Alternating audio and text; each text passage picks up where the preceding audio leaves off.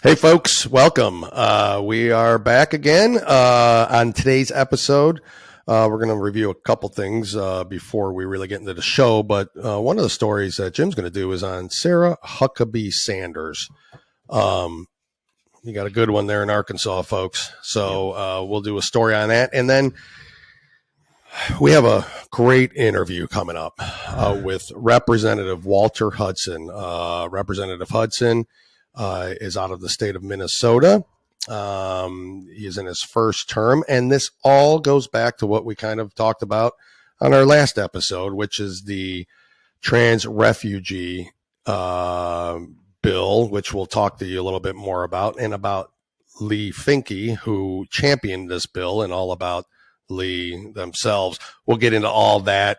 So much more, but please stay tuned to that. You will not want to miss this interview with Representative Hudson. All that on what, Jim? Two guys, one coup. That's it. See you in a minute.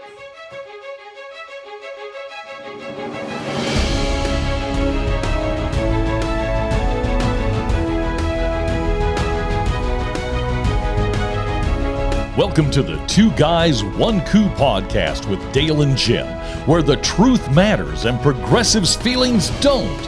We bring you the facts from the perspective of two average, everyday guys who will never apologize for being America first, for adhering to our great Constitution, and for saluting the flag that our brothers and sisters have fought and died for. And now, here's Dale and Jim. Hi, Jim. Hey. How was your weekend?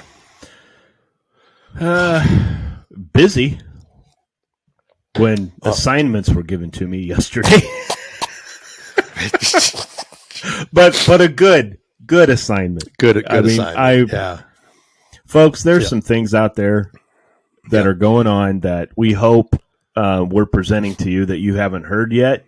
Because I almost guarantee you this one you hadn't heard. And a couple other issues that are happening in the great state of Minnesota. And I feel confident, and folks, what we're talking about is our interview coming up with Representative Walter Hudson out of Minnesota. Some encouraging things that I think I can go back to maybe eventually calling it the great state of Minnesota. Surprises. And I hope it surprised the listeners too, because I was stunned how close it actually is. So. And I think it'll surprise the listeners on how wacky and progressive and far left Minnesota has gotten in a short period of time. Representative Hudson will tell you all about that. Yeah. And really stay tuned for that. You're not going to want to miss it. Plus, I got a couple of videos that we're going to kind of show to explain all of this and what's going on in Minnesota. Jim, what are we talking about? You said you had a good weekend. Busy? Yes, I gave Jim the assignment. First of all, I said, hey, we're interviewing Representative Hudson. Start your research, bro. Well, anything that has to do with reading, it's my responsibility. So. Yep. I said, start reading. Start reading. I'm going to sit back and do nothing. You start reading. Real quick, there's a couple stories I want to just point out real quick that we like to do. The first one is, if I didn't have to watch ESPN, I don't think I would ever be upset. Me too. And because they're facing a lot of backlash from female athletes, because when they did their, because this is National Women's Month, right? Yeah. One of their, shows that they targeted and brought up was our famous Leah Thomas. Oh, okay. The swimmer. Yeah, the swimmer out of Penn. They celebrated her during Women's Month, and we are talking. Get your shit together. There's a female swimmer that is shredding ESPN for it because it's insulting. And it is. Yeah, it is, and from our perspective, it's insulting to women who've worked hard. And we've said this before, but women have worked hard to get where they're at. They did. And there's a lot of strong women in this country. We're married to two of them. But there's a lot of strong women in this country that should be offended when USA Today is giving out a Woman of the Month or Woman of the Year award to a transgender, to a male. To a male. Okay, and now woman athlete of the month or a celebrated athlete on ESPN is a male. Yep. To me, that takes away, and I get it. The left is going to be sitting there saying, "Oh, you need to be." No. What are you talking about? They're not biological women. They are not biological They're women. men. And I understand, Jim, and they're again, as we've always said, they're adults. They can do what they wish to do with their own bodies if they so choose to go through that transition for whatever mental reason they feel they need to. That is their choice. That's fine. Excuse me. But when it comes to a transgender state representative versus a transgender athlete competing in women's sports, there's got to be a line drawn there. If you want to be transgender and go represent your state, and there's crazy enough people out there that want to vote for you and do whatever, that's fine with me. I don't care. But this is all. Let's just. What the hell was Title IX originally for then? What was the point of it? Let's say this. Yeah. Let's say the top 5 draft picks, the top 5 draft picks in the NBA draft this year. Let's just say they all decided they're transgender and they want to be women. Mm-hmm. So they go into WNBA draft. Mm-hmm. First team, all WNBA men. Yeah. They're performing better. Their pay is higher. Yeah. Mm-hmm. I think when this happens, we start seeing what we expect to see. Well, this isn't fair. Yeah. Yeah. And right now, it's not. Right now, it's only happening in these smaller sports.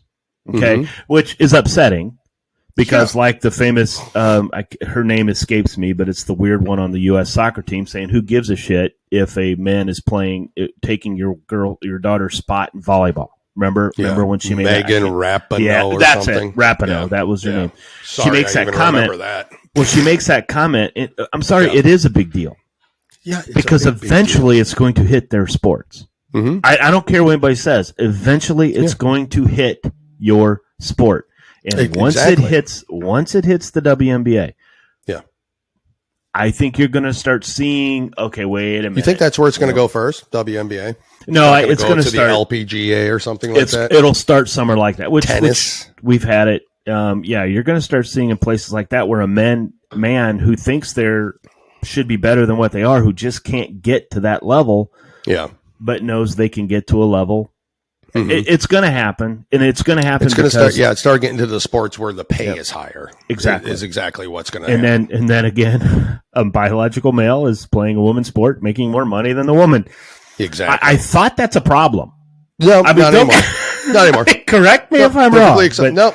Perfectly acceptable now. But so women, just don't let men. You don't want them dictating your life. Don't let them dominate your sports. Don't let them dominate but you're allowing it. Yeah. Let them be who they want. Let them call themselves a woman. Let them do this, whatever they want to do. They're nuts. They're crazy. They're, I don't believe it. But if that's what they want to do, fine. But there's limitations to what they're allowed to do. Yep. I'm sorry. And just because you say that doesn't mean you're bad. Yeah. You can say I'm bad all you want to. You can sit there and say that I'm insincere. I don't care. Transphobic. This is it's my opinion and my thoughts. But we'll talk more on this. Which you are not allowed to have. Obviously. Yeah, we'll talk more on this as with the interview. But the other thing that came up that I want to read here real quick, because I think this is important. So I'm going to have to turn away. Okay. Oh no, Jim. But that's okay. Close by. Can you read from that far away? Yes, I can read from a distance. It's up close is where I have the problem. But Representative Matt Gaetz, your favorite dude, announced Wednesday that a former U.S. Senate staffer has been invited to testify in front of Congress. The staffer, Tara Reid, who was allegedly sexually assaulted by Biden, has spoken out asking when Biden will be investigated. She got a response. Reid has been invited to testify on the allegations in front of Congress formally. So this Wednesday. Finally, we are getting some movement on these allegations against Biden that so quickly were and Tara pushed Reid away. Tara Reid is has not wavered from that story, has not wavered from her. Even with all the pressure during the election that she hit in 2020, she still did not waver. Still didn't waver. All the people who investigated Tara Reid to try to, debunk her story could not do it. So you tell me what's going on here. So finally, well, let's see how the Me Too movement comes out and champions the Believe Every Woman story comes out and let's see how they do it. Let's see if there's going to be any protest vagina wearing hats or anything like that happening. Because of the sexual allegations against Yosef Badan. So, because this isn't the first one. I mean, there's accusations of young girls, okay? There's and his family that are quickly pushed aside and no investment. Look, I don't know if this happened, but when allegations come out against President Trump, by God, those were investigated to the end, weren't they? Hearings, and more hearings. Yeah. President Trump held a rally this past weekend in Waco, Texas. Yeah, but he keeps saying things that piss me off, man.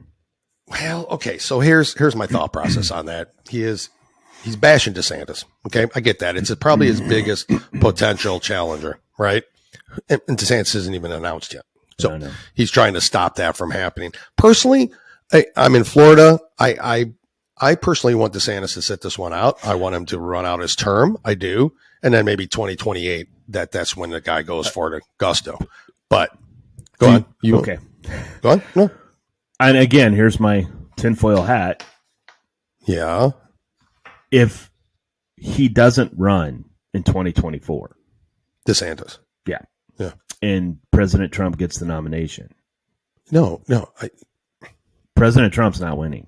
I understand that. You want to talk because he won't get the votes. If you want to think about 2020 being voter fraud and everything else going on, there goes our one episode on YouTube we just posted last time. Thanks, Jim. Well, no, I didn't. All I'm saying, if you think that it happened in 2020, just wait to see what these people do to keep him from winning the election in 2024, which is the whole reason it's become all about him, not about his accomplishments, not about what he's done. And so that's my thing. Him. Yep. That's my thing. Okay. It's one thing if you want to go ahead and bash DeSantis. I mean, go ahead. I mean, I had a little bit of back and forth with some folks on Facebook about it. And, they're like, DeSantis is a big boy. You can handle it. No doubt. Yeah, DeSantis can certainly handle it. It's not an issue whether or not DeSantis can handle it or not. He certainly can handle it. He's a classy dude and all that. And then there's all these rumors going around how, Jeb Bush and George Bush and all that are backing DeSantis. So he's part of the whole group and the Rhino group and he's backed by Soros, all this other shit coming out. Right. I don't know. He's back. I don't know. Right. I just know what I see, and I see it every day in this state. And the man has fought for the people of this state in a conservative fashion. Okay. If anybody thinks that he is in close to being a rhino like the Bushes, no, he is not. Not at all. He is not those people. And so, if in fact the Bushes are giving him money, it's to beat Trump.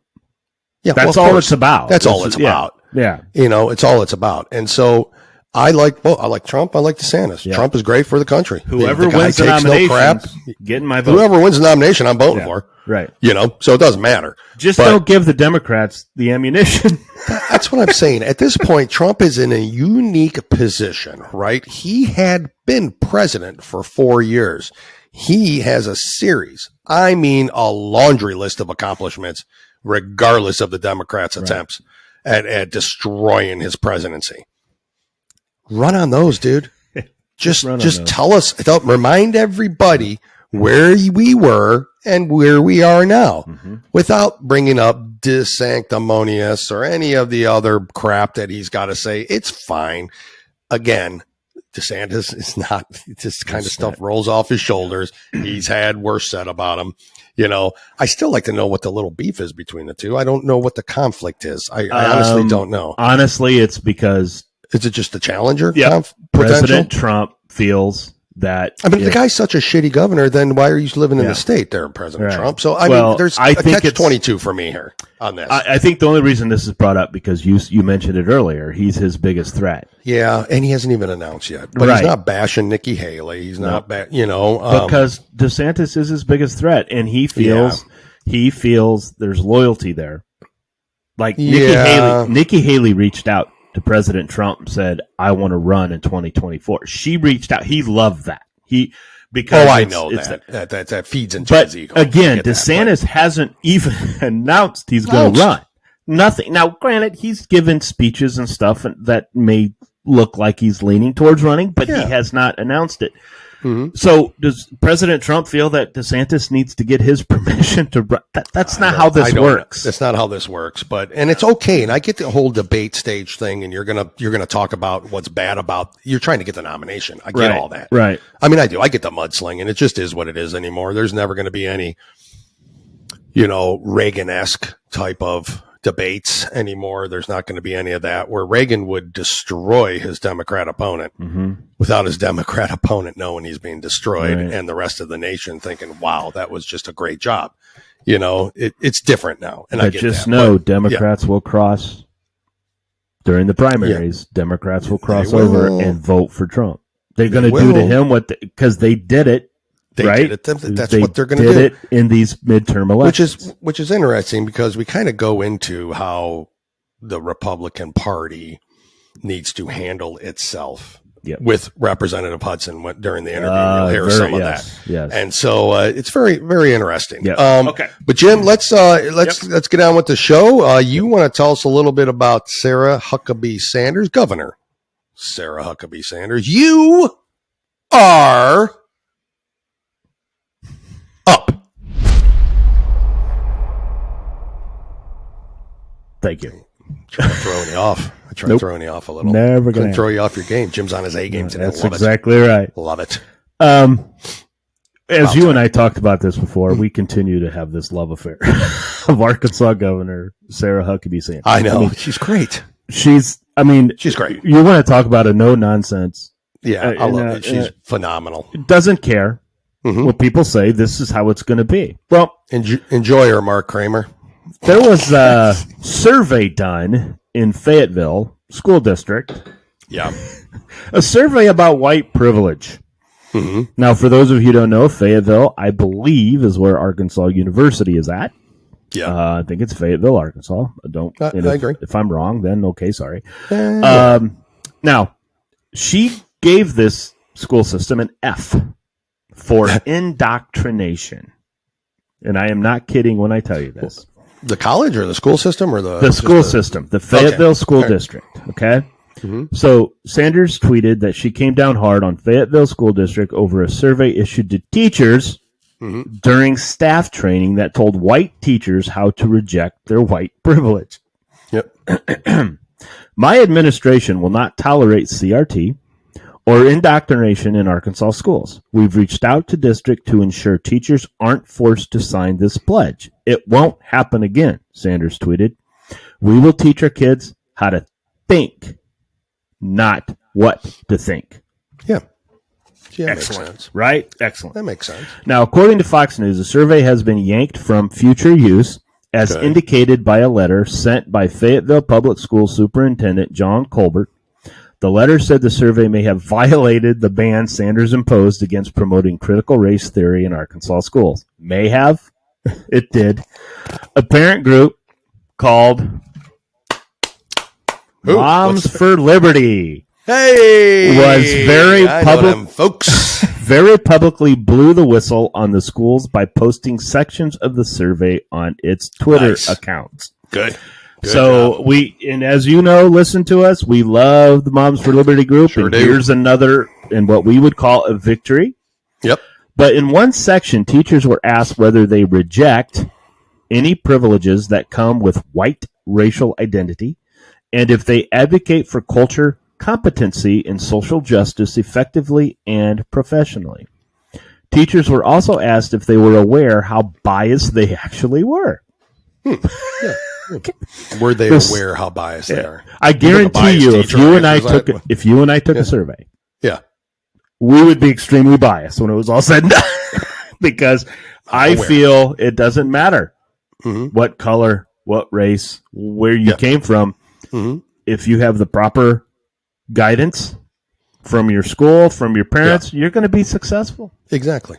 But it all goes together, and it really shouldn't have to do with race. Anyway, the survey wanted to know if teachers allowed students in their classes to question bias assumption or behaviors observed in our school environment, which I want an 8-year-old coming up to me to tell me, no, I don't think so.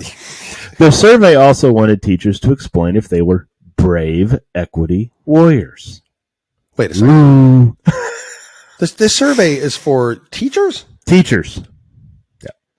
And they wanted to know if they were brave equity warriors? Is that the word? Brave equity warriors. What does that mean? In other words, telling these little white kids in these classes that you suck. Okay. Because, I mean, if you think about it, we suck. All right? All white people suck, right? Anyway, this survey compels teachers to acknowledge that if white, they are biased, racist, and privileged. I kid you not, folks. This survey compels teachers to acknowledge that if white, they are biased, racist, and privileged. What's this done by? Sorry, Jim. It's okay. It's okay. Was this given to them by the state's school board? The school district itself. The school district itself. Yes. Thought they were going to get away with this. Apparently they did. Well, the superintendent said, we may have. No, you did. The survey does not measure if a teacher is racist and privileged, but rather how far down the racist and privileged continuum their answers rate them. This is outrageous. Fayetteville Public Schools Administration and School Board must immediately explain the survey, its intent on how it will be used. No teacher should be forced to complete such a survey, Moms for Liberty posted. If there was any question about the presence of CRT in our school district, this survey removes all doubt. Take a moment to read the survey in its entirety. It is on the Moms for Liberty of Arkansas. I believe it is at M number 4 L W A COAR. Okay. It's the tweet. It'll give you everything. You can go out there and look at it. But it is a tool used by social justice activists promoting a social justice agenda and the expense of our teachers and our kids, the group posted. Yep. All right. Now, Moms for Liberty, as we all know, has been fighting against this and everything else. So, folks, I want to add one quick thing because I know we have some liberals that listen to this show. Every Moms for Liberty group, we even heard it at their summit that they had. CRT is not teaching slavery. Yeah. Okay? Yeah. We want slavery taught. We want everything about slavery taught. When we say CRT, that's what the left tells us we don't want. Yep. The left is saying, you're right. You don't want CRT because you don't want people to know about slavery. You don't want people. No, we want them to know about slavery. Yep. What CRT is actually teaching is that you are where you're at because of the white kid sitting next to you. As that survey will clearly state. And this survey is an think of this, guys. What happens if this survey was given to children? Yeah. Right? And I guarantee you there's surveys out there like that. Remember that we've talked about surveys where they've asked the kid, do you feel like your grandparents are racist? Do you feel like your parents are racist? Okay? Yep. That's what CRT is. But they hide behind their wording. And we're going to find out about wording in the interview, right? Yep. It's, guys, they tell us CRT is, well, we don't want to teach slavery. And it's not what it is. Okay? And listen to all the black parents that come out and speak. Go out and look. It's on TikTok. Go out and look. Everywhere. Yeah. Well, yeah. Where they speak, if they haven't been removed yet. Yes. That's a good point. Where they speak against a school system teaching CRT because they taught their children to be responsible for themselves. That they will be responsible for where they go in life and what they do in life. It's no one else's fault.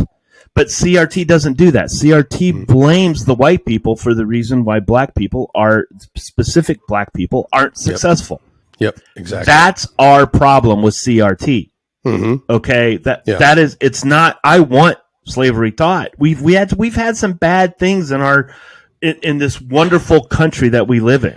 The greatest country, all right, I think, in the world. There's some deplorable things that have happened. Sure, and we've learned from them. And we have moved on from them. You don't learn from them if you don't know about them. I get it. There's still racism out there. There is. Sure. But it's not as bad as what people make it sound. Mm-hmm. Okay? I mean, how many times do we have to see about incidents with the police or... Mm-hmm. Yeah. The number of black people that go in prison compared to white people. I get it. Correct. There are things in our society that we are working on that we're getting better. Okay. Yeah. But the reason the black community in some areas is not successful is because you are listening to your liberal leaders. That's why you're where you're at. It's not my fault. Exactly. So, and where do they want you at? But think about it, guys. The more successful the black community, the white community, the brown community, the Asian community, the more successful these communities are, there's no need for liberals. Yep, exactly. This is their livelihood. Yeah. Your failures or your lack of involvement to move up. To take away all the excuses in life and say, I'm going to be my own person. I am going to do what I got to do. They don't want you to do that because that takes that away. So this is why they're fighting. This is why this indoctrination is happening because they have to start with the children. Yep. Because adults are realizing, wait a minute. Oh, that's right. That's not, it's not right. So it's exactly why. Anyway. Now that's the difference. They've been going after children. Jim, I wanted to real quick, remember last episode, you kind of brought up the San Francisco reparations bill that's going through where $5 million plus, $96,000 a year for life plus $1 for a house and all that. And we said, we don't know what the qualifications really are or anything like that. I still don't know, and I have to research this, but we had a listener, Mitch White, and I asked for permission if I could say his name. Did you see all that? Yep. On there. Okay. He had sent through, and Mitch, thank you for sending it. So we have intelligent listeners. We do. But he sent through a website that you can go to research it, and I will. There's a series of documents, and we need to kind of go through it and look at them all. But it's www.sfreparations, so San Francisco, sfreparations.org /documents. I will try to make a copy of that and put it on our Facebook as well. But it's in there under our last show episode, and Mitch commented on it and provided all that, and can't thank him enough for helping out. It's the kind of help we need from listeners. That's what we're looking for. We can't always find everything we need to due to life in general and our lives to begin with. So, Mitch, thank you for bringing that on. Everybody go look at it. We will try to research it and look at that as well to see exactly what the qualifications are for you to get $5 million. You would have a house for $1. You would have, and not have to pay taxes for 250 years, I believe, as well. So, you've got to think that there's.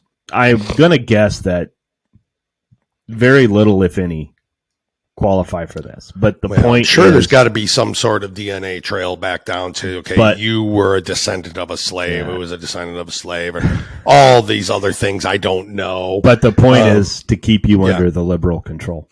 That's all this is, guys. Look what we're doing. All it is. Keep voting for us. We're going to get this bill passed. Just like the college student loans. Yep.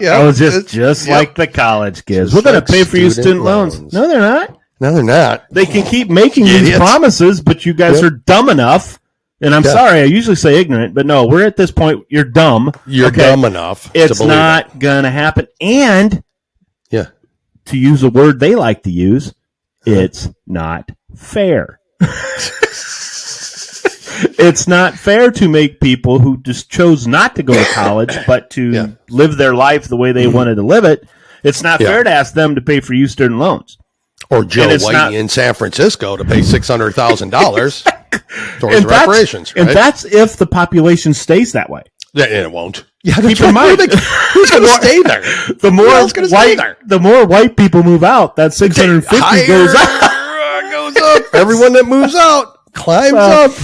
California, we love you. Jim, we're going to move on. We'll be right back. There's a little break. I wasn't going to break this time. I was just going to move right on the show. I've been debating, Jim. Should we just keep the show flowing or do the little breaks? We can keep it flowing. That's fine. Yeah, but what if our listeners don't like that? We should probably leave it up to the listeners on this one. Do they like the break so they know when Jim's babbling stops and we go on to something else? Or do they prefer we just continue with the flow of the show? I can't answer that. I'm not speaking for our listeners. I can't answer that. I'm telling you, I don't care. That's what I'm saying. I honestly don't care. And it shows.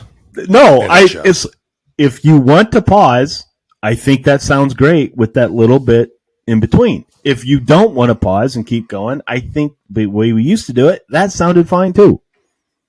So what I am telling you,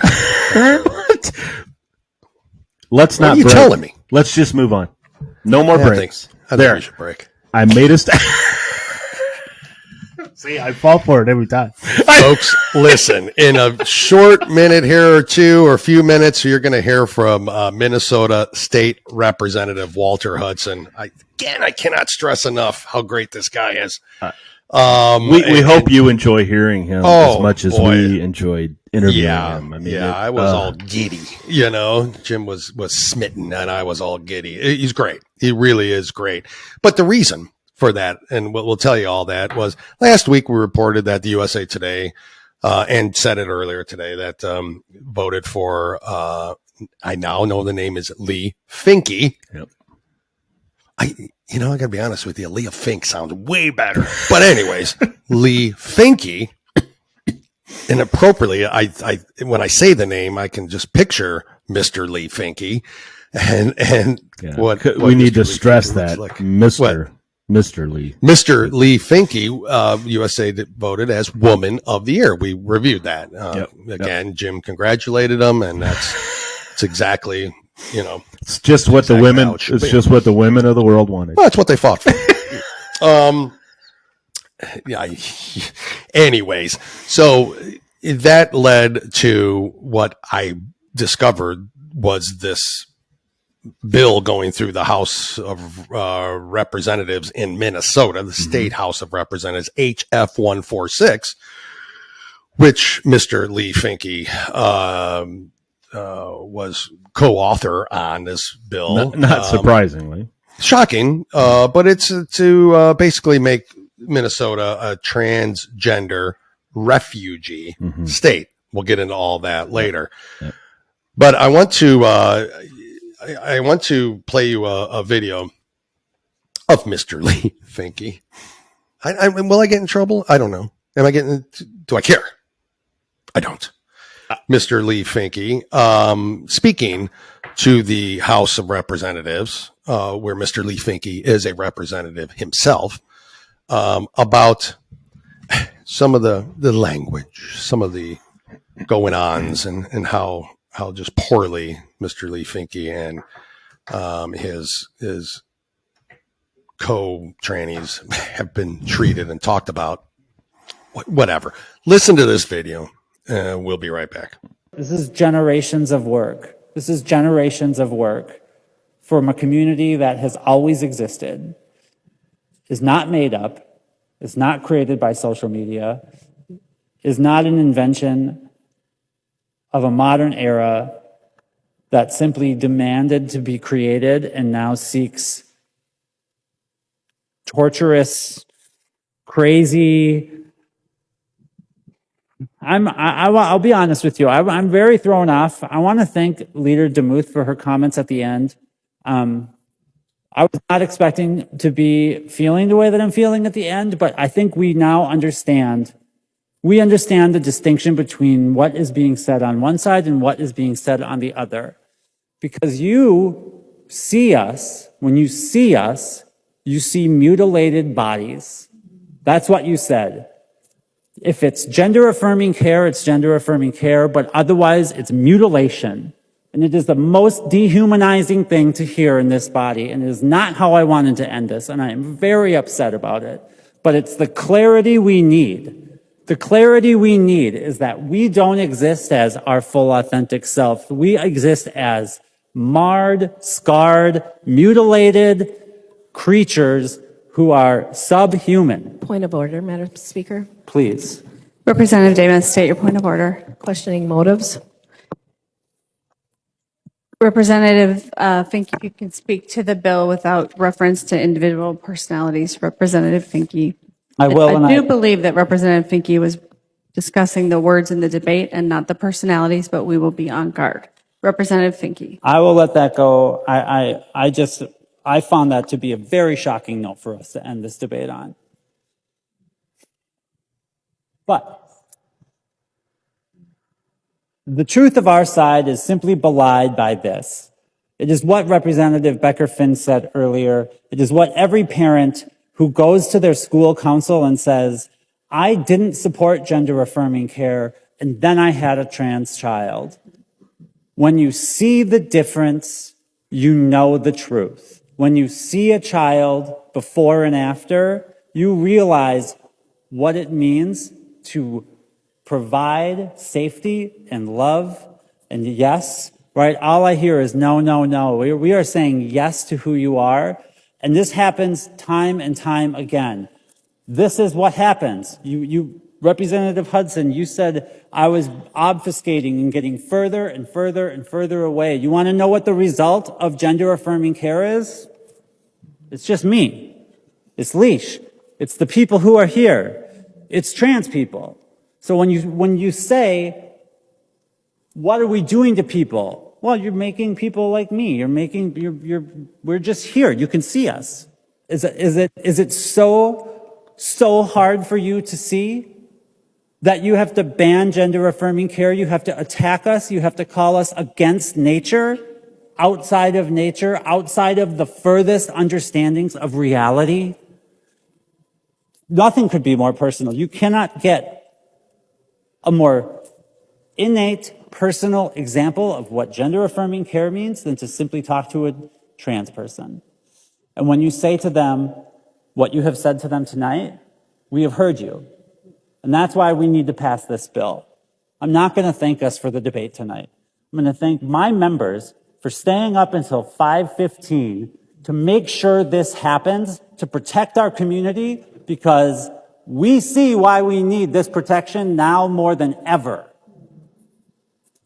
Thank you all for staying. I did not plan to get this mad, but I feel so loved by these colleagues on the floor tonight. I feel so much support, and our community is watching. Our community feels this love from Minnesota. We don't get good news. I've said this before. When the media is talking about our community, it ain't good. This is good. This is justice. This is powerful statement for what it means to love people. Vote for it. The clerk will take the roll on the bill. The gallery needs to be quiet in the chamber. The clerk will take the roll on the bill.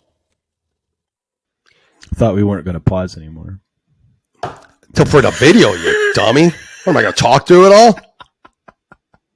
Sorry, I just had I that. can't. I can't with you anymore. I can't. I told you last show I don't know you anymore, and it's true. I don't. You just heard from Mr. Lee. If you didn't see the video, if you're just listening and you haven't watched, it's Obvious. I don't know. So I'm going to ask this question. Okay. The speech was heartwarming, wasn't it? Just Lee was feeling traumatized. Mm-hmm. You know, I'm not saying that Lee was not feeling this way and all that, and not saying that, but really the bashing for Mr. Lee Finke isn't because Mr. Lee Finke is a man pretending to be a woman. It's because of this bill. Okay. It's really the bill itself. To me, I'm sorry. I pretty much think if I'm walking down the street and I just haul off and I just wail on a transgender, that there's some protections for them, isn't there? In that, I feel that it would be a hate crime, dude. So I feel that if I go and I steal Mr. Lee Finke's purse, that there's probably some repercussions for me on doing that, right? There's protections for Lee. There's protections for transgender adults out there. Same protections awarded under the law that you and I have. And some even worse, because it does become a hate crime, where if I was to wail on you, it'd just be assault. Yeah. Well, like so it's different. Lee Finke, if when his time is up as representative, if it ever comes up and wants to go out and get a job, and somebody doesn't hire him because he's transgender, there's laws against that. There's laws against that. That's right. Where there's not a law against you. They say, no, we don't like you. You're not qualified. If we fired somebody else. I could try to go in and say you didn't hire me because I'm white, but it's not going anywhere. It's not going. It's not going anywhere. So not going to go anywhere. Right. No, it's not going to go anywhere. Matter of fact, they'd probably be like, yes, that is a reason we didn't hire you. Or I would go straight to death penalty. That's right. One of the two. Yeah. So that's what that's all about, and it has to do with that sanctuary bill. Trans refugee sanctuary, making Minnesota a sanctuary state, HF 146, that was voted on Friday by the House, the Minnesota House. Now, that passed the Minnesota House 68 to 62. We'll get into some of those details later. Right. But it passed. So as of right now, it's got to go to the Senate, which has a one majority seat, Democrat majority seat. Yeah. We'll also get into that later. But that's the next step. Suffice to say that it's probably going to pass the Senate. Okay. Yeah. Which then again makes them a sanctuary state, which we will get into. I kind of keep saying that, but you'll hear it all. But there were some Minnesota people who were just giddy and just almost brought to tears because of this. And I've got another video I'm going to play you of just a Minnesota resident and just how, grateful that person was. So here's that video. All right, my Minnesota people, I couldn't wait till Friday on this one. So if you haven't heard, Governor Walz signed an executive order to protect gender affirming care here in the state of Minnesota. This goes hand in hand with the bill, HF 146, that's going through the House right now, and it makes Minnesota a trans refugee state. It's called the Trans Refugee Bill. And it would allow for families to come here, for trans people to come here, for medical practitioners to give gender affirming care without legal repercussions. So if you don't know, the Dakotas both have signed in bans against gender affirming care for minors. So this bill would allow people from the Dakotas to come in. It would allow people from any of the states to come in and receive the gender affirming care that they need.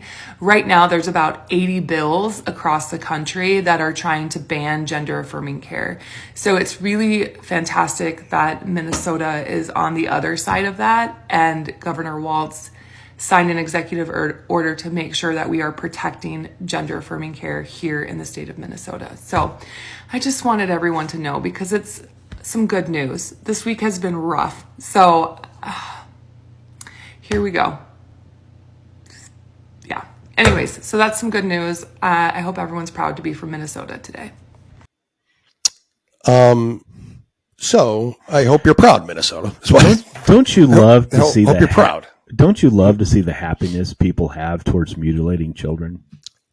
That was my point then. Yeah, exactly. Just how happy are you? You ought to be proud, Minnesota, that you get to now have children, potentially, barring the Senate, have children come across state lines and have their healthy breasts removed, especially when there's women out there who are suffering stage 4 breast cancer that have to have their breasts removed, that it's devastating to them.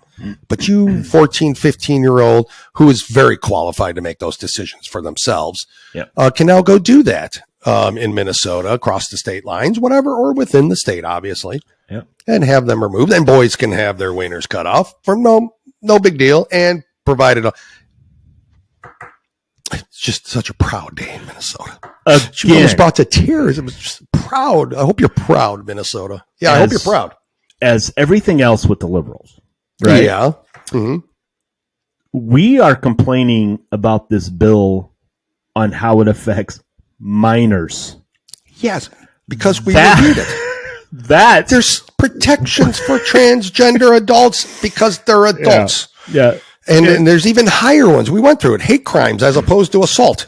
I assault you. I hate crime Lee Finke, right? That's Right. how it would all work. And there's Right. there's more stringent punishments for that. Yeah. So in some ways, they're even more protected, the adults, right? Exactly. So you're right, Jim. This is all about the minors. And so Minnesota, stand tall and proud, because this is what you get with a whack job dictator and a governor as well, which we will get into. Now, what prompted our interview with Minnesota State Representative Walter Hudson was a speech he gave on the House floor Friday, opposed to this, and you'll hear it, and then we're just going to go right into the interview, and then Jim and I will be back to discuss it and wrap up the show. But listen to what he says, and then stay tuned right after for that interview. We'll see you all after that's completed. I'm not adopting your language. I'm not respecting your preferences, because you don't own reality. You don't own grammar. You don't own definitions. You don't get to tell me. You're not important enough to provide me with an instruction manual on how to talk to you. Are you kidding? How important do you have to think you are to list at the bottom of your emails? And yeah, I see you laughing about it. Yeah, it's hilarious, isn't it? But what are the consequences for not abiding by it? What are the consequences? What would happen in this chamber if I were to address Representative Finke? Need I continue? What would the consequences be? Point of order, Madam Speaker. Exactly. Thank you. State your point of order. Masons 101, we need to confine the remarks to the question before the body, and the question before the body is the bill. Also, Mason Section 124, avoiding personalities. Members, I will remind you to confine your remarks to the bill. Representative Hudson. This bill is premised on a rejection of reality, so there's literally nothing that's not germane. And if you want to continue to call me out of order, we can be here. I mean, what is it, 2 o'clock? I can go all night. Okay?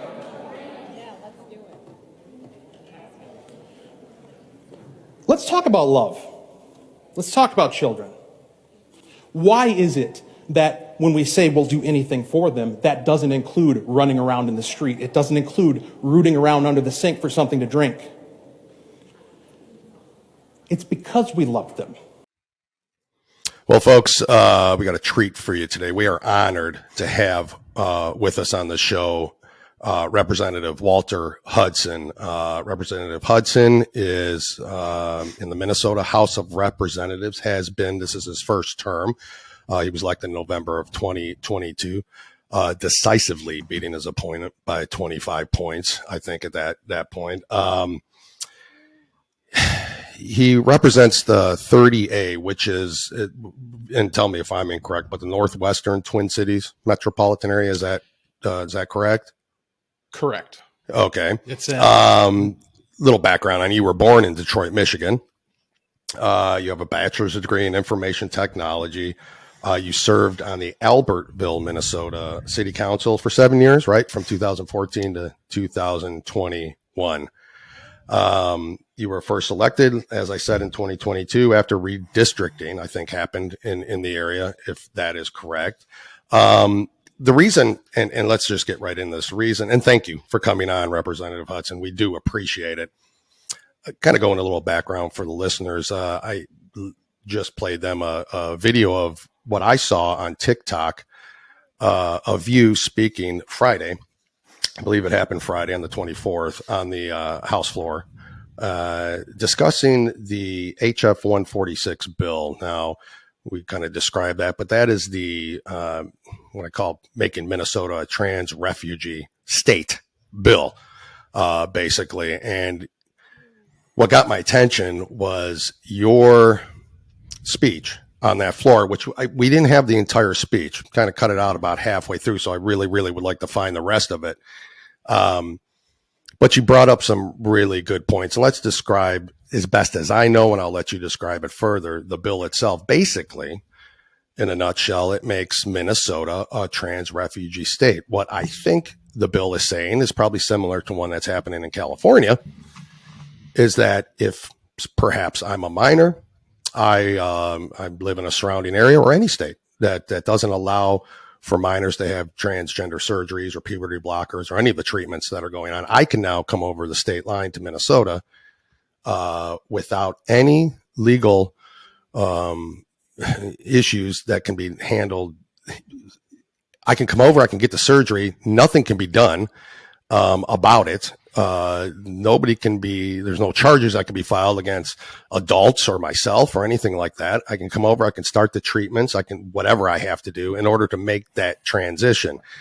I'll let you explain it further, but I have no issue with adults and doing whatever. Jim and I both don't. Adults want to make their decisions and they want to go wacky on themselves, and that's fine. You go ahead and do that. But that's not what this bill is really intended for. I don't believe, and I don't think Jim believes either.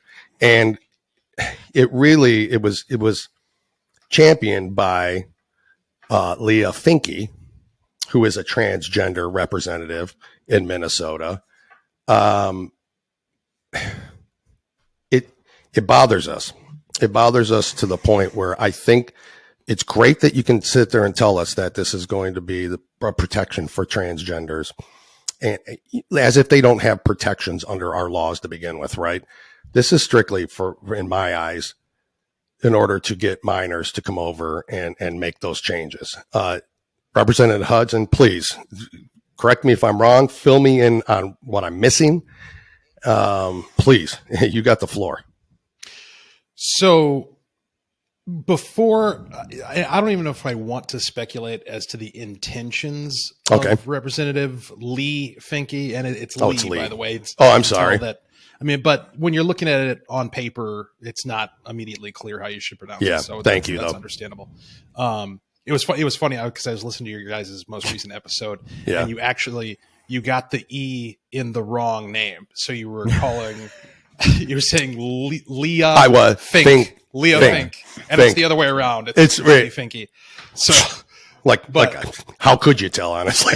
Well, that is a recurrent theme. Okay. So, all right, going back to the bill. Yeah. Because that's kind of how the conversation started on the House floor on Thursday night into Friday morning is by establishing motive.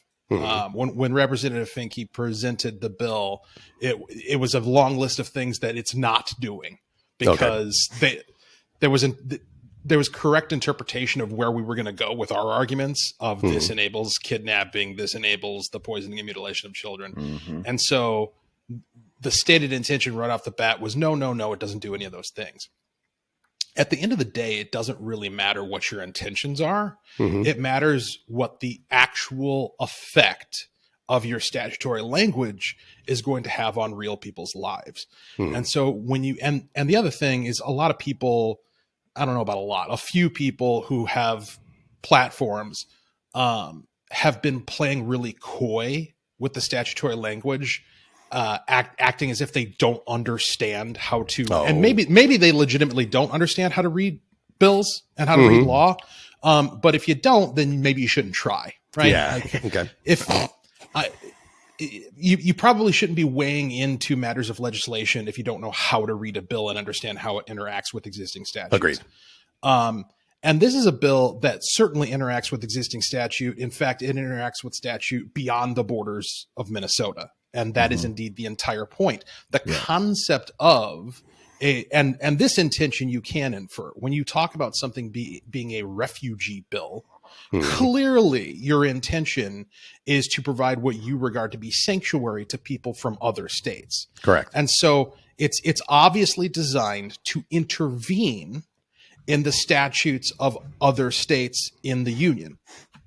And specifically, the statutes that it intervenes in is those that control parental consent, parental custody, parental rights, and healthcare. So, as you stated, it creates this right to what they call gender affirming care. And when you dig down into the details of what that is, it includes puberty blockers, which is the medical intervention in the natural development of human beings. Correct. I would call that an impairment of health. Yep. And an impairment of health that is initiated by a substance introduced into the body. That's the definition of a poison. Okay. Yep. So I think that's bad personally. Yeah. It also includes medical interventions to physically change the body in order to match the appearance to line up with the stated gender identity. That's roughly the language that's in the bill. And there's all sorts of really interesting ideas that we could unpack there. But just for the moment, we're establishing the fact that this bill is intended to create a right to access those services, quote unquote, those treatments for anybody in the state of Minnesota, regardless of where they came from or how old they are, or whether they have parents, or whether those parents have custody disputes that properly ought to be adjudicated in the jurisdiction where they reside. Okay. This bill is designed to intervene into all of that. And the effect is that if you're a kid, or if you have a kid, let's take from the perspective of the parent, you have a kid who is experiencing gender dysphoria, and it doesn't even have to be the other parent, right? Like, I think the kindest, most generous scenario that we can conceive of is where you have like a mother and a father. And there is a story like this in California, if I recall, where there's a father who does not want his son to undergo gender affirming care, poisoning and mutilation. But the mother does. And so she took her son to another state where it was legal, for the explicit purpose of being able to block the parental will and consent of the father, who would have rights in his state. That's what this does. Yep. But the way it's written, it doesn't even have to be a parent. Oh, it can be an adult acting as a parent. Yeah. That's the way it's written into the language. Wow. I'm glad you mentioned that, because I was researching the HF 146 and I found a Newsweek article, and that's how I understood it. I mean, it came on and it said that if you are a counselor in a school, let's say a counselor in a school in Wisconsin, and Wisconsin passes that bill that doesn't allow this, then you can take that child into Minnesota for this reaffirming care, and you can't have warrants issued for your arrest. You can't have, it's a sanctuary. I know you wanted to be careful how to say that, but it's a sanctuary city. So when, as us, normal, what we like to call normal thinking people, how do we, I mean, because Indiana, I live in Indiana, and we passed HB 146, I believe is what it is, which is, we don't allow that. Okay, so Indiana is a state that doesn't allow reaffirming care for minors. Okay, we don't. It's done. It was passed. But how would you, with your other constituents, what are you doing to fight this? If there's anything that can be done to fight this, they tried on Friday. Okay, let me ask this then. The governor passed he Waltz, I guess is the governor's name. Yeah. He made it to where no other governor and no other Supreme Court within a state can change the law. Is that something, though, that I can't believe that be true? I think another governor taking over can change whatever they want to, Supreme Court within reason. Is that, please tell me that if we get enough conservatives in the House and the Senate of Minnesota, that it can be overturned. Oh, absolutely. Okay. Okay. All right. Now, I haven't looked at the details of the governor's executive order. But of course, one governor can't bind a future governor with an executive order. I didn't think so. It was written as such, but we didn't think so either. Yeah. Well, the next governor can just unwrite it. I mean, you know what I'm saying? It's okay.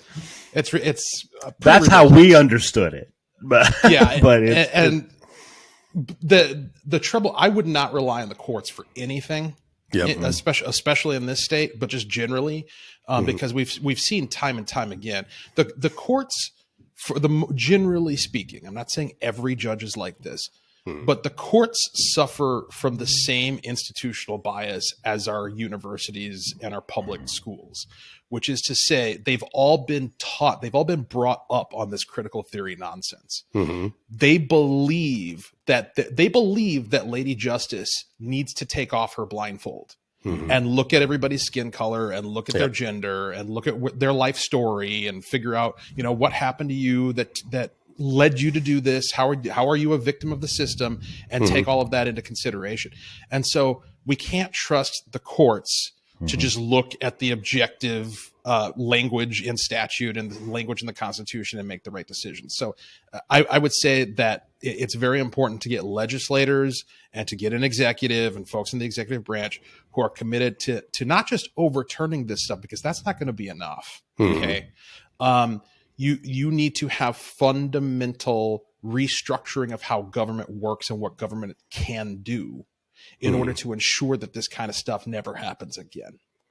No doubt about it. What really impressed me about your speech, or I guess what stood out to me about the portion of the speech I saw, is when you had even brought up the point, how dare you tell me what language I can use? How, who do you think you are to be able to do that? And then say, what if I was to address Representative Finke? And of course you couldn't address or say what you wanted to say. But everybody knows what you're implying. Right. And that's the God honest truth. The fact that you can't address Representative Finke as a man, as a he, as a biologically what Representative Finke is and will always be, without you being censored or removed or whatever, is going to happen to you. But I'll be damned if they can just throw the language in and tell them that you have to do it this way. You have to address this person this way or act that way. Again, they're adults. Make your decision. I too am a free will. God gave me free will and to think for myself. And I too have that right to address you as who you are and not this make-believe thing that you want to be. I don't know what could potentially happen here. I had heard things like, well, weren't there amendments written? Well, you could have, I don't know what amendments could have been thrown into this by the details you're telling me. It seems to me like it would have been pointless, because the whole thing needs to be thrown out. It's not the amendment at the end should have been, this is null and void if signed. That's the only amendment that really would have worked on this thing. It passed the House. It goes to the Senate now. Am I wrong? Or has it done that already? Or that will be the next step. Now, the next step. That's why this conversation, you asked earlier what can be done to stop it. It's not a thing yet. It's not. It still needs to pass the Senate, and it will be signed by the governor if it gets to his desk. I guarantee there's no 100% for this governor. But there is a chance to stop it in the Senate. Now, I will say that so far, they only have a 1-member majority in the Senate. But they have been lockstep on everything, including some of the most outlandish and radical, the most extreme abortion policy on planet Earth, which we may talk about later, was just passed in the Senate and signed by the governor. So it's going to require a lot of pressure. But these guys, they prance around here like they own the place, like they won big in the election. They got the trifecta, sure.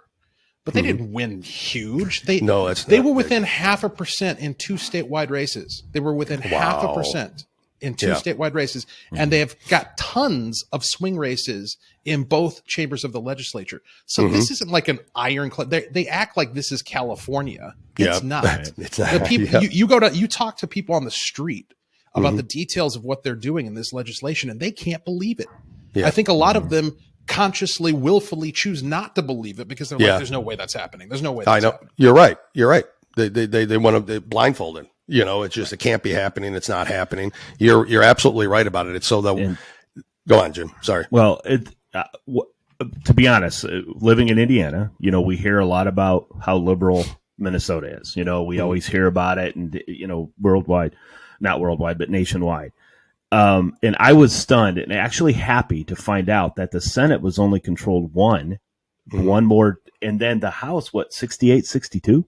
Yeah. Yeah, that sounds about right. I was, I mean, that close. I mean, again, I live in Indiana, and we have such a majority that it's going to take a act of God to change it here.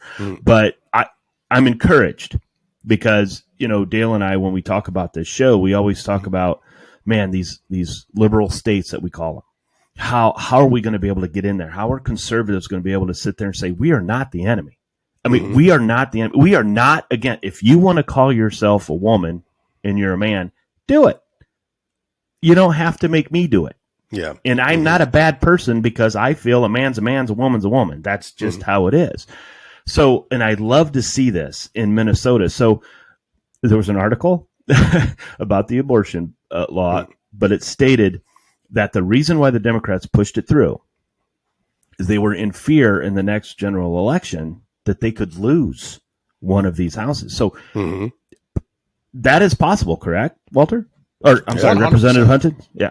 100%. And don't worry about the honorifics. We're just hanging out here. Yeah. Okay. People. I'm sorry. No. It's fine. So, 100%. I mean, so when people think of and talk about Minnesota as being a liberal state, like I kind of look at my in-laws as kind of a political bellwether. Because and not just like my mother-in-law, my father-in-law, but like that whole my wife's entire side of the family, which is huge. And I kind of survey them and look at them as a political bellwether because there's Democrats, people who vote Democrat, and people who vote Republican. There's folks who don't care about politics at all, and there's people who are tuned into it. And I kind of look at like where they're at and how they're thinking and what their values are as a kind of a microcosm of where the state is at. And these are not crazy leftist activist people. All right. These are folks who, to the extent that they agree with the Democrat narrative, it's the narrative that they agree with, not the substance, right? Like it's not the actual underlying, it's not the actual underlying policies. If they knew what it was that was actually being done, they would be like, oh no, that's terrible. I don't want to do that. And so it's an issue of communication. It's also, I think, primarily, and that's the reason why I did what I did last week and why we're now talking here. It's also an issue of moral conviction and moral leadership, of being able to stand up and say, everybody wants to be a dragon slayer. Everybody wants to be a superhero. Everybody wants to believe that they're fighting on the side of right. That's why you get what we call live action role play from all these leftist activists who wish that they lived in 1964 because they would love to march alongside Martin Luther King. That's right. So they keep trying to drag us back there so that they can put on the virtue of standing on the side of history. That's their goal. At the core of that, there is a healthy desire to pursue righteousness and to defeat evil. The advantage that we have is that we actually are righteous and we actually are fighting evil, right? Like for them, it's a live action role play. For us, it's just live action. It's just live action. Yeah. It's reality. And so and then the other thing here is that it's not that it's a deeply leftist blue state. It's not culturally. What Republicans need to do in particular is we need to take a look at our operation. And I think this is true nationally as well, and it's born out of, and I'm going a little bit off the reservation, but I'll bring it back in. Yeah, it's fine. No problem. A lot of it comes from the way that we talk about the elections. And especially what happened in 2020. And look, I get it. Are there things I'm in Minnesota? Okay. I know there's things, that are deeply, deeply wrong with our election system. There's no doubt about it. But it's gotten to the point with us as conservatives where it's kind of like you're playing a game of Monopoly, and we all know that there's these variations of the rules in Monopoly, and you're playing, and you want to play by the rules that say you have to evenly space out your houses before you can buy a hotel. And the people who own the board are like, no, we're not doing that. I can put a hotel on right away if I want to. Yeah. And then we just self-police and are like, nope, I'm not going to do that because I don't think that's the way it should be done. And then we end up losing the game. That's what's happening with Republicans. We need to make the decision that we're going to play the game by whatever rules are written, whether we like them or not. Perfect. Okay. Yep. And that's, by the way, they did that in California. Republicans did that in California. And now Democrats are starting to second guess or think twice about these loosey-goosey election policies because they realize, boy, if these guys catch on to how this works, we're going to be in trouble. We're going to be in big trouble. But to bring it back to, Minnesota and again, I think this applies outside Minnesota as well. I want to go back to something you said about what you found compelling about my remarks on the floor, which was when I talked about language. All right. Here's why that's important. And I just got done before I coming on with you guys writing an email to a gal who was scolding me about that portion of the remarks. And I bet you got more than one. I did. I bet you got. And this is what I said to her. I'm like, look, there was a time, and I'm sure you guys will agree with me on this. There was a time within my lifetime where I would have happily, without even thinking about it, gone along with somebody's preferred pronouns, sure, quote unquote, right? Like, and the reason why I would have gone along with it is because nothing was at stake. Right. It was a social convention rather than a concession of reality. What it has become is it has become an inquisitorial concession of reality. What they are asking for is they are asking us to renounce our beliefs. Now, her point was, you've got your reality and Finky's got Finky's reality, and both of them are equally valid, and you should be respectful. Now, my counter to that is, okay, look, let's be incredibly generous, because if we say we live in a world where reality is fluid and there's no absolutes or objectivity, then I guess we're all standing on Jell-O, and there's no point in having a conversation. Exactly. But let's grant you what I think you're trying to say. What I think you're trying to say is that everybody has the right to their own fundamental beliefs. Absolutely, right? We've got Christians, we got Jews, we got Muslims, we got people who are Hindu, Buddhist, whatever.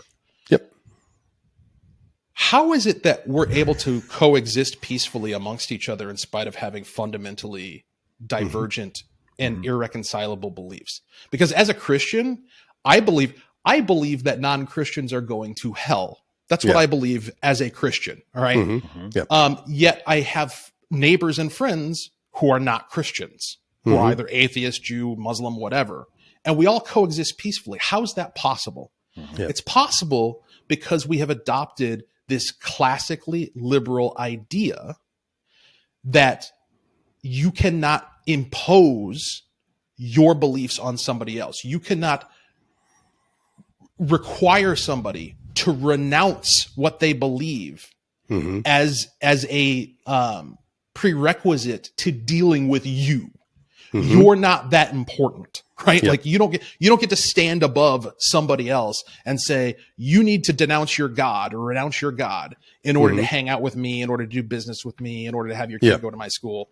And that's the deal. And it works. It works very well. That's how we've built Western civilization. The current dominant transgender culture has not gotten that memo. They are operating they are operating as cultural inquisitors, and they're going around demanding that you renounce your grasp on reality.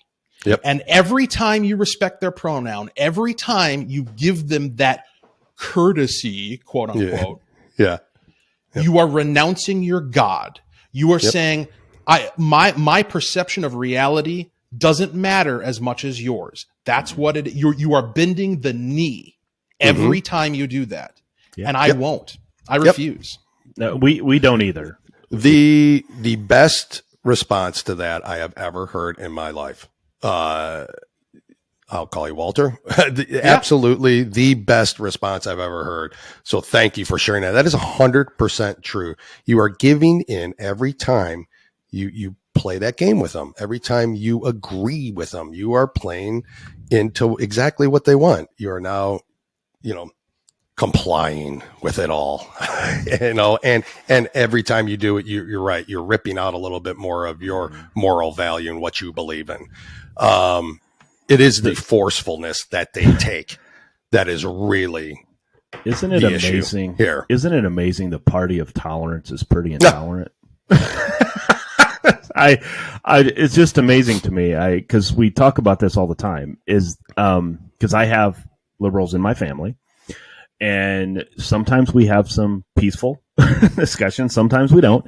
But it's the point of the matter is, we conservatives, as long as you do things the right way, as long as you take care of yourself, as long as you believe in something, we're okay with whatever you do. But don't force me to change my ideas. Okay, I disagree with you 100%, but don't think of me as evil because I don't agree with you on this stuff. And well, that's it. It's not that way anymore, Jim. We're evil if we disagree, and that's how they've portrayed it. And that's what Dale and I are. What we're trying to do with our show, and what is trying to explain to people that come over to the conservative side. We're not as bad as the media makes us out to be. Mm-hmm. And your speech on the floor in front of people that you were talking about snickering at you and stuff like that. And I loved how you say, you guys can call me to point of order all day long if you want to. I got time. Okay. So I love that because that's fighting back. Yeah. And a lot of us don't. We just let it go. That's how this stuff has come into our culture right now. Mm-hmm. Is because we just sit there and we weren't paying attention. Paying attention. Now all of a sudden it's in our schools. Holy cow, when did that get there? It's all over the place. Long before COVID, but now we saw it. So from a conservative, it's a breath of fresh air. And Minnesota, I see Minnesota differently now. And it was because of my own ignorance, right? I wasn't, I'm not from Minnesota, so I don't follow it, but I'm encouraged that it's not a state of Ilhan Omar. That's a small percentage of that. That's a small percentage of that. Mm-hmm. So I'm actually very encouraged, and you are a godsend, and a breath of fresh air. Another great person that we met, a conservative person, and I wish you all the luck in the world. And I'm going to be honest with you. I think you'll do fine. I hope eventually, U.S. House Representative, possibly even U.S. I was going to ask him that question after we get to this little abortion thing. I mean, he is in, my God, Jim, his first term. So, Well, I've got bigger. I could be a campaign manager if you need me to. I've got. He probably wants somebody respectful. Walter, if you don't mind, if we can just briefly go into, if you've got some time, the abortion law that your wonderful Governor Walz signed into action. To me, and here's how I read it too. It's legal beyond fetal viability. Okay. Fetal viability. What is that? The ability of a human fetus to survive out of the uterus, right? That's to me how I understand the law. That's pretty wide open if you ask me, because who can make that decision? Who makes that decision? Before you got on, Jim and I were talking, geez, I'm a doctor, for 10 grand, that fetus isn't viable, in a way. It opens it up to me to all sorts of barbaric things that can happen with this law. Did I explain it right? Is that basically what the law says now in Minnesota? Yeah. I mean, what it does is it carves out a jurisdiction of anarchy around unborn life. And even beyond that. So the way it's been widely characterized is that it's abortion on demand up to the moment of birth. And Correct. That is certainly true. That is certainly true. Mm-hmm. I would argue, what's the difference between a baby who you killed 5 minutes before birth and a baby who you killed 5 minutes after? It looks the same in the dumpster. How are you going to tell? Exactly. Right. Yep. Right. Yep. Sadly true. And since we have zero regulation of the facilities or individuals engaged in these procedures, and we're not going to require any sort of record keeping or reports, there's no monitoring. Like I say, it's the wild, wild west. It's a space of anarchy. We're not going to have any idea what's going on. This has created a space where anything goes when it comes to the killing of children, up to an unspecified point. And we provided them with every opportunity to put guardrails on this thing, to place a third-term abortion ban on there, to license the facilities, to protect minors who might be being abused or sex trafficked. We gave them every opportunity with amendments to make this thing not good, but better than it turned out to be, which is absolutely atrocious. This puts Minnesota... It's stunning. I mean, you talk about this being my first term, and we all laugh because not only is it my first term, it's like my third month of my first term. Yeah, exactly. But within those 3 months, we have transformed the jurisdiction, the jurisprudence of the state of Minnesota so radically that we not only stand out amongst the several states of the union as being kind of secessionist. I mean, these two bills that we passed last week with the trans refugee bill, and then there was another bill that didn't even get press on a week ago Monday that we passed that was an abortion refugee bill that says if you break the law in other states, if you're a criminal from South Dakota but you come to Minnesota, slate's clean, you can become licensed to be a doctor or a teacher, doesn't matter. Oh yeah, absolutely, 100%. So we're not only are we standing apart within the union as kind of a secessionist state, ironically enough, we're also standing out globally. Our abortion policy is matched by, as I understand it, perhaps only two other nation states on the planet, and those would be North Korea and China. Yeah, that's who you want to emulate yourself after. Of course. I mean, agreed. Yeah. That's craziness. Here's all that in 3 months. Here's where I got this, and I want to read real quick. It's up the U.S. News. It says Governor Tim Walz enshrined the right to abortion and other reproductive health care into Minnesota statute Tuesday, signing a bill meant to ensure that the state's existing protections remain in place no matter who sits on future courts. And that's where it dawned on me. It's like, how can he do? He's not a dictator. How can he do that? So that is an incorrect statement, correct? I mean, because as a governor, you can't make something permanent. Yeah, I mean, I would have to look at the details, but just based on how it's described there, it seems like it's wrong and stupid on two fronts. One, one governor can't tell a future governor what to do, number one. Yep. Right. And number two, one branch of government can't tell the other branch of government what to do. Yeah. Like, you can't dictate what a future judge is going to do based on an executive order. It's absolute nonsense. I just thought maybe I was misinterpreting what. Jim, I'd have to say, shockingly, probably U.S. News got it wrong. I mean, imagine it's just that. But again, it goes to that forefront. But abortion, it's sick what California's done, and now in essence what Minnesota has done, and it's But when you sit there and say, as a state, we're going to take you. If you broke the law in another state, we're going to bring you in here and you can, practice. And I didn't even know about that one. That's crazy. Does that keep you awake at night? I mean, especially from you being a lawmaker. It's just, Yeah, I mean, I'm not going to lie. There are times where I have trouble sleeping, and it's because there's the frustration, there's the anger, and there's also. You feel like, is there more I could be doing? Is there something I could be saying that would have an impact? But at the end of the day, this is you reap what you sow, right? And this there's no one person who gets to take the blame for the direction Minnesota has gone. We have a collective responsibility. And this is the charge. This is the call to action to fellow Minnesotans, to my in-laws, that you need to think about how you're voting. And if you're already with me, if you've been on my side this whole time, we need to think about how we're operating our electoral strategy and our disposition towards the election system. You know, rather than constantly arguing every yellow flag that's thrown, we need to just learn how to run the ball better, right? Yeah. Like we need to we need to work on the fundamentals.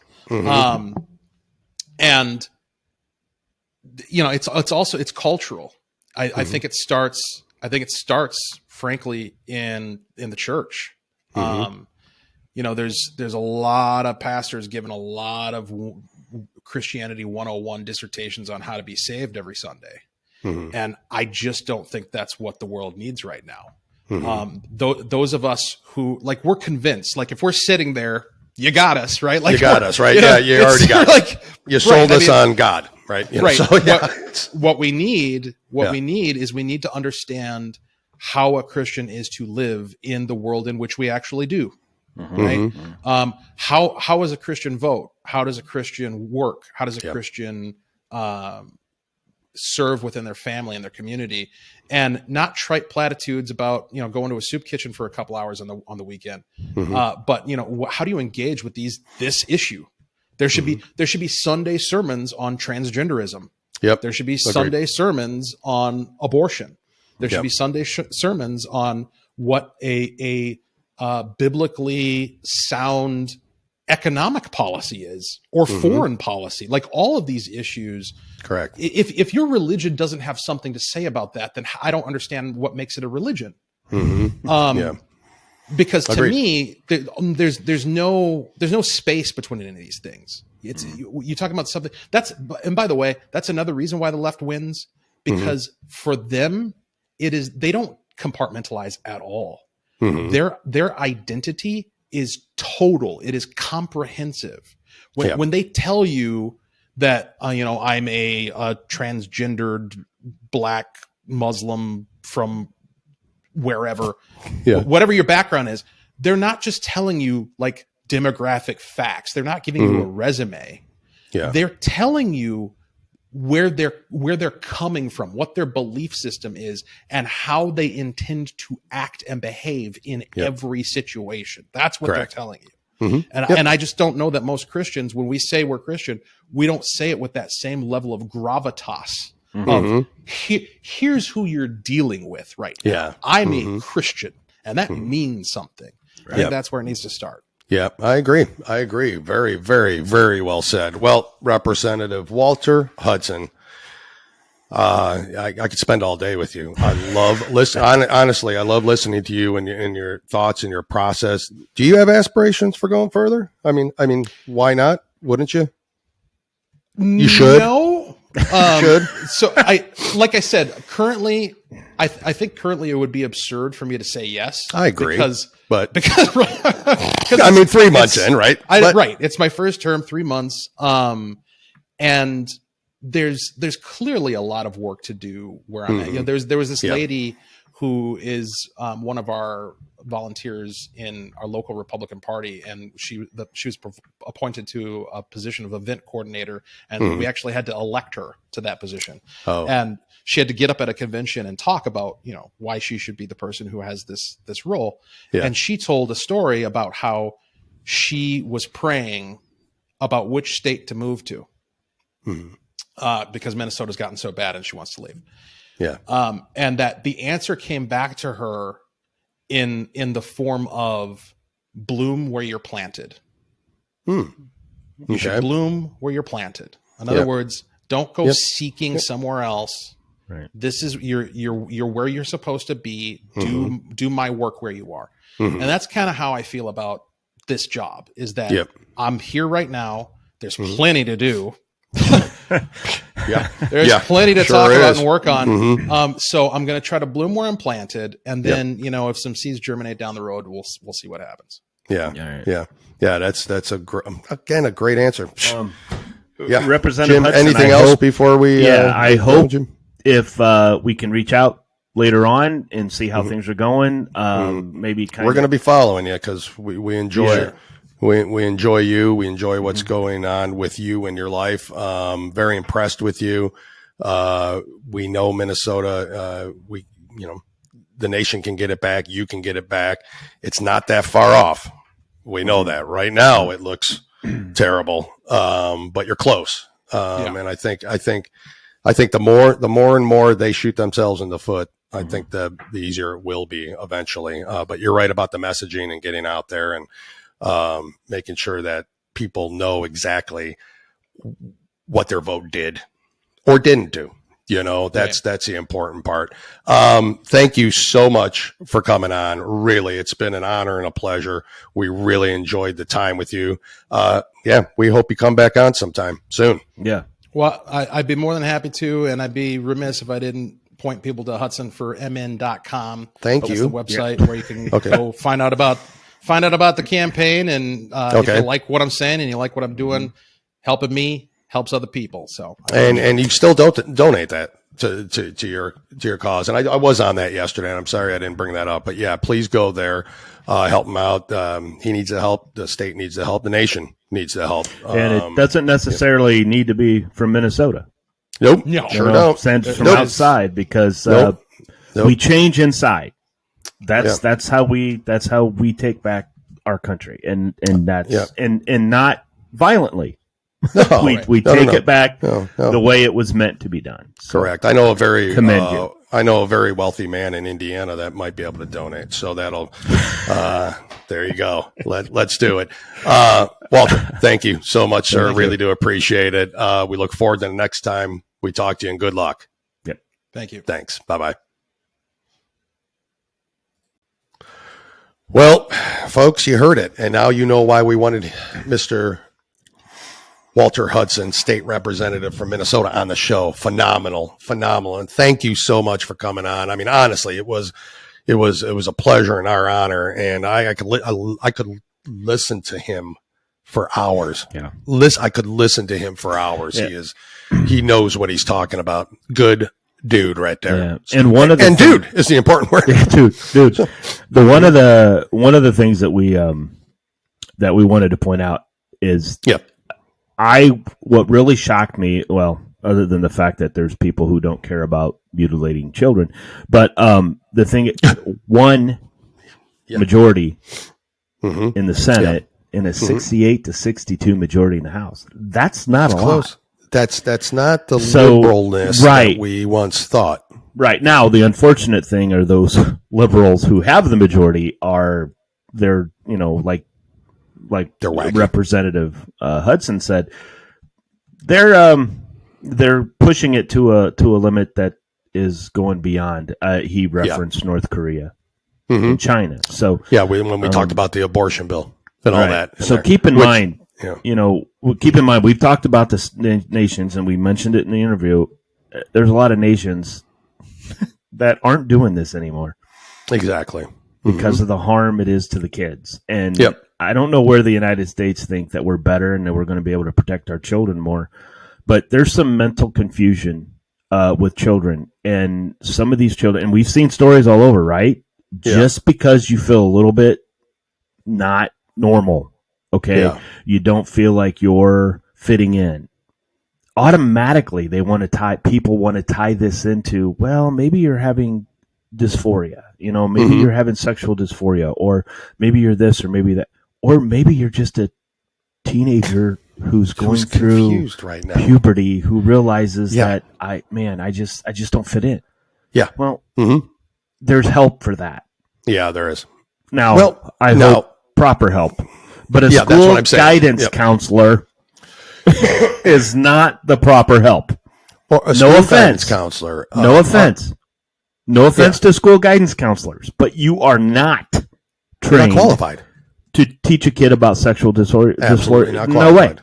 No way. Not qualified at all. And even a counselor, just a regular counselor, psychologist, anybody can take. I mean, we reviewed it. Take the child over, and the parents have zero say in this. Yeah. That is the most wacky thing I have ever heard in my life. That is, Minnesota is, California of the Midwest now. I mean, I don't know what they're trying to do there, but again, It can be changed, and elections have consequences. And like he had mentioned, know what you're voting for, who you're voting for, what the issues are, because a lot of times you don't. And fathers, if fathers are out there that don't think their children should be doing this or going through this, not in this way, correct? You will have absolutely no say.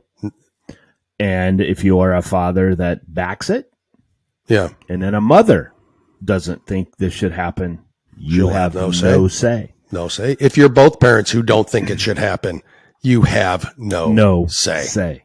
Yep. No say, guys. That's the important part. And the other thing that we learned. Yeah, go on. Your school counselor can take your child. Sure can. That's what I'm saying. To Minnesota, and they cannot be prosecuted. Nope. Now, they can be if they move back to your home state. They can be prosecuted. I don't know what the whole story is. Well, you can't. If you go into Minnesota and you stay in Minnesota with that child, then what that is saying is, now what we believe it's saying, because like Representative Hudson said, we don't know what the particulars are right now, but this is what it sounds like, that as long as you stay in Minnesota, you're fine. You're safe from prosecution. You're safe from warrants. You're safe. Does this not, Jim? You actually look good when the light goes off a little bit. No, you look it's tanner. a little bit of a. Yeah, I know, but there you are. You're bright. Your rosy cheeks. Does this not? I mean, that this clearly opens the door for trafficking. I mean, I'm going to take a kid over and say, hey, I'm going to change sex. Again, now I can stay in Minnesota. All liberals care about is the wording. I know. Like human trafficking is wrong. But it's okay for somebody to take a child across the thing for their security. It's the whole pretty words they use, like gender dysphoria and sex reassignment. It's just a reassignment. It's surgery, just disgusting. It's all the fluffy, pretty words that make it sound like nothing's going on. But the other thing that we learned, Jim, that shocked me was that if you're a felon in South Dakota and you come to Minnesota, wiped clean.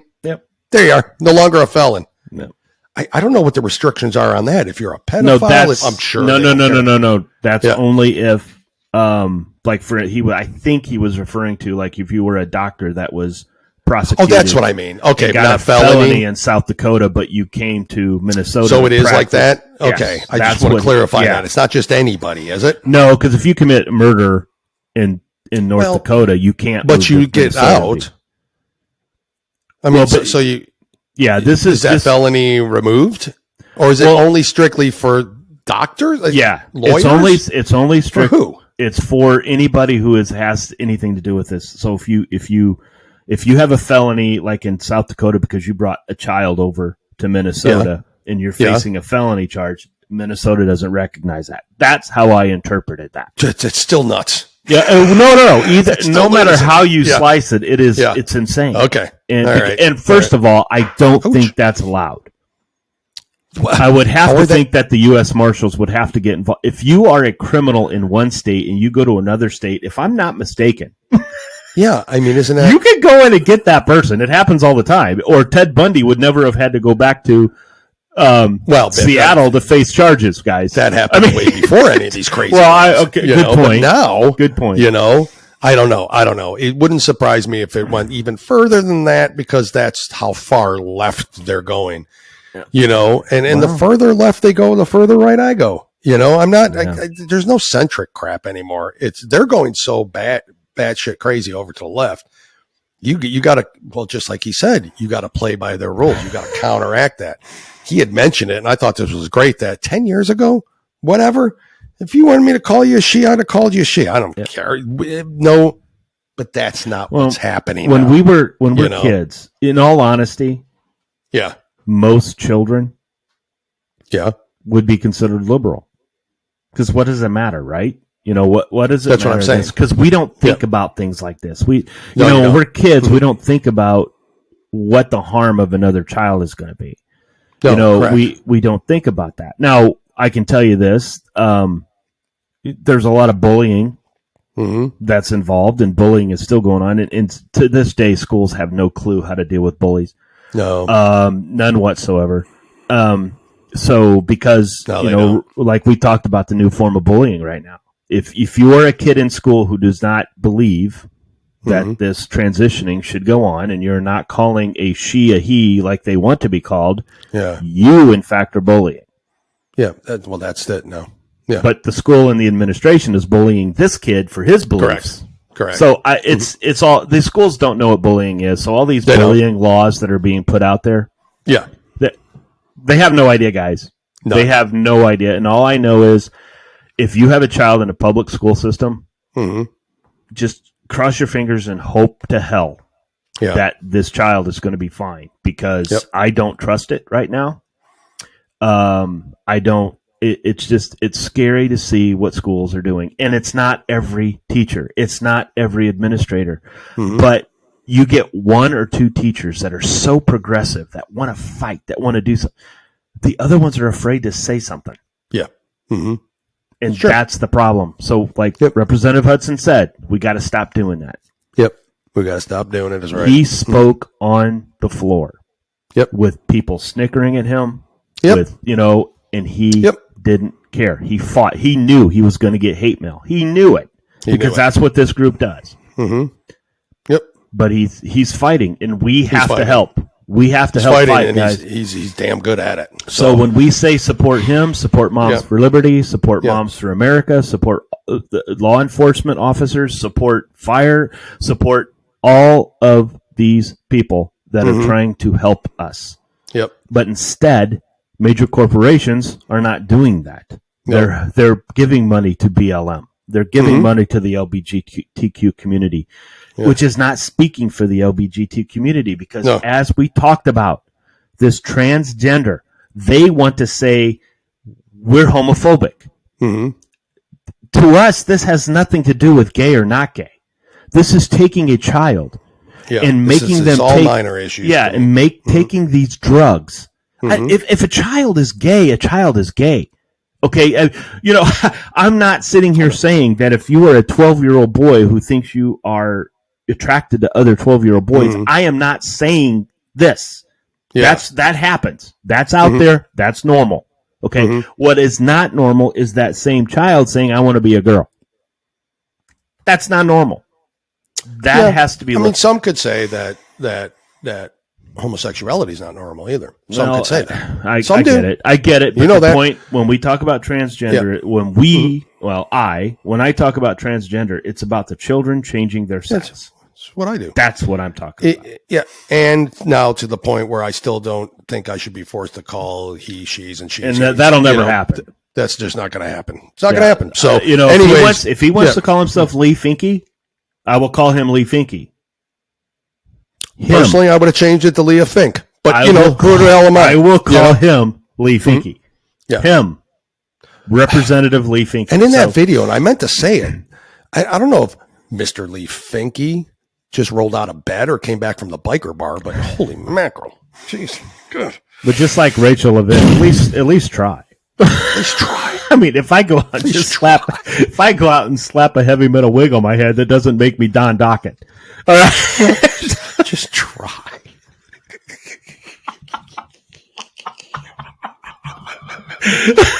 I wish it did, but it doesn't. It doesn't.